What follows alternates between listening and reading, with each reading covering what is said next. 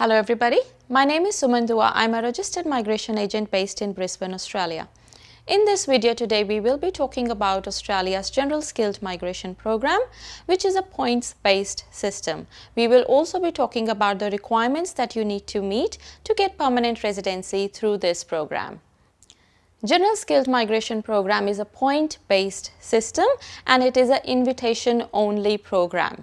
So what it means is that department needs to send you an invite before you can lodge any of the visas under General Skilled Migration Program. You need to lodge your expression of interest, also known as EOI, in the skillselect system. So your expression of interest is like your resume, where you mention about your skills, and the skillselect system allocates points according to your skills.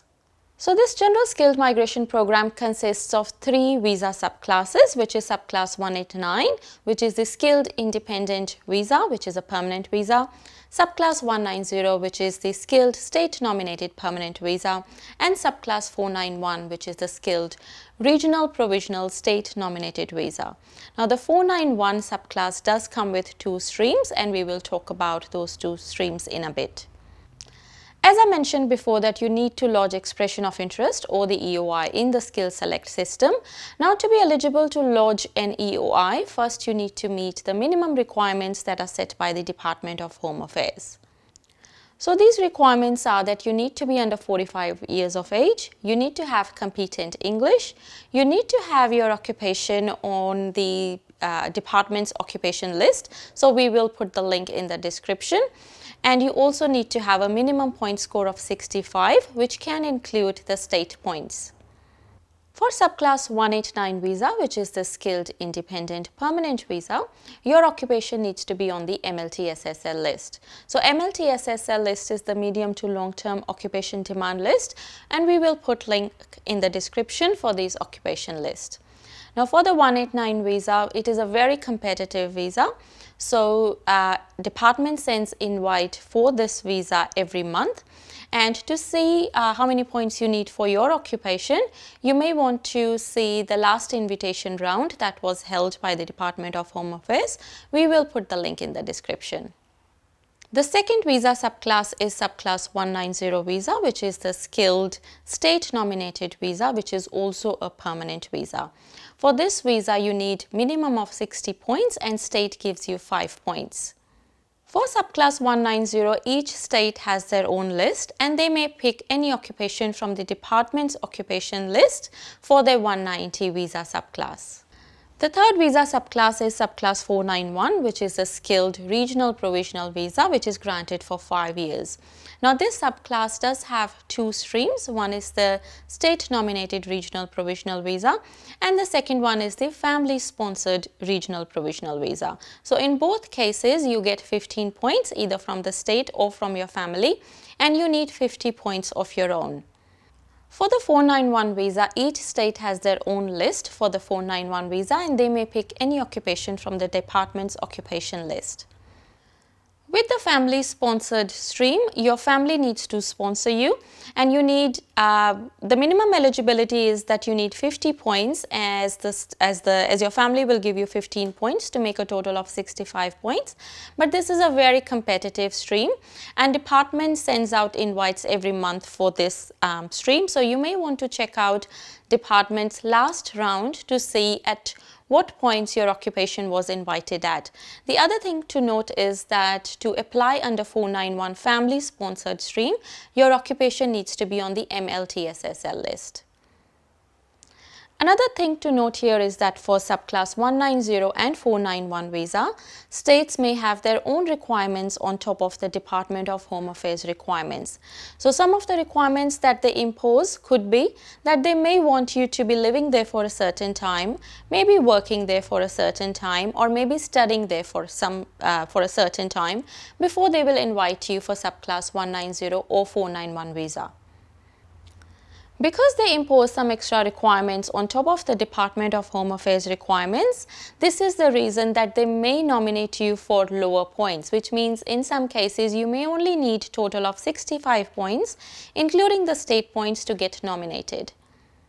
Now that you have some basic information about the General Skilled Migration Program, now let's look at how you can calculate your points in the right way. So like I explained before, that Australia does have a point-based migration program, and you get points for your age, qualification, employment and skills. So let's talk about these categories in detail. So the first category is age. So most of the applicants do get maximum points for their age. So if you are between the age of 25 and under 33, you can claim 30 points. So the main thing to note here is that till the time you are 32 years and 11 months, then you can claim maximum points, which is 30 points. So the next category for which you get points are your English language skills. So if you are somebody who's got competent English, which means 6 each in IELTS or equivalent, in that case you are eligible to lodge an expression of interest, but you do not get any points for your English language skills. If you do wish to claim points for your English, then you need to have a minimum of 7 each in IELTS or equivalent to get 10 points, or 8 each in IELTS or equivalent to get 20 points. The next category where you can claim points is your employment. So if you are somebody who is overseas and has got work experience of 3 years in your nominated occupation, in that case you can claim 5 points, and you can claim points up to 15 points for an experience of 8 years. You do get a bit higher points if you've got Australian work experience. In Australia, if you've got 1 year work experience in your nominated occupation, then you can claim 5 points. Say if you're somebody who's got 5 years work experience overseas, where you can claim 10 points, and if you have come to Australia and you have gained another 5 years where you get 15 points, which makes a total of 25 points, but unfortunately you can't claim 25 points because it's capped at 20. So what it means is, doesn't matter how much experience you've got, the maximum points that you can claim under employment is 20 points. The next category under which you can claim points is for your education. So if you are somebody who's got a diploma level of studies, you can claim 10 points, and if you've got a PhD, then you can claim 20 points. Another thing to note here is that your qualification that you have taken overseas needs to be equivalent to Australian qualification. A very good way to check this is on your skills assessment outcome letter. So if you've got a skills assessment, it will mention the qualification that they have recognized. So if they have recognized your bachelor's, you can claim points for your bachelor's, which is 15 points. And if they have recognized a diploma, then you can claim 10 points. Also note that you can only claim points for your highest qualification. So what it means is, if you are somebody who's got a diploma and then also a master's, you can claim points for your highest education, which means you can only claim points for your master's, which is 15 points. The next category under which you can claim points is for your STEM qualification, which is a specialist education qualification, and the categories are science, technology, engineering or mathematics. So if you are somebody who's done a 2 years Australian qualification, Masters by Research or a doctorate in one of these categories, which is science, technology, engineering or mathematics, you can claim extra 10 points for your education. I will also put these target sectors in the description so you can see if you qualify for this, if you qualify to claim points under this category.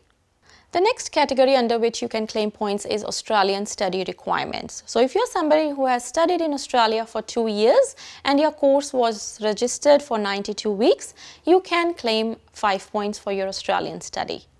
The next category is professional year program. So professional year program is only available in IT, engineering and accounting. So if you're somebody who's done a professional year program in any of these fields, you can claim 5 points. However, please note that you can only claim points for your professional year program as long as it is related to your nominated occupation. So what it means is that if you have done a professional year program as an accountant and then you have gone and lodged your expression of interest under a position of chef, maybe because you also have a skills assessment as a chef, then you cannot claim points for your professional year program. You can also claim points for NAATI, which is the Credential Community Language Test, and you can claim 5 points for this test. I will put the link in the description to find out a bit more about this test. You can also claim points for a regional study. However, you need to be living and studying in a regional area for 2 years, and your course needs to be registered for 92 weeks to be able to claim 5 points for regional study. You can claim points for your partner skills. So if your partner is under 45 years of age, has got a positive skills assessment in the same occupation list as you, and has also got competent English, in that case they can give you 10 points. However, if they have only got competent English, in that case as well they can give you 5 points. If you are someone who is single, which means never married or divorced, in that case you can claim 10 points. So this was all about the different categories in the points table. What I've also done is I've actually prepared an Excel sheet, which I'm happy to share with you. So through that Excel sheet, you can actually work out how many points you can claim and how many points you will have for 189, 190 or 491. So that Excel sheet is actually available to download for free in the description below. If you do have any questions regarding the Australia Skilled Migration Program, please get in touch with us.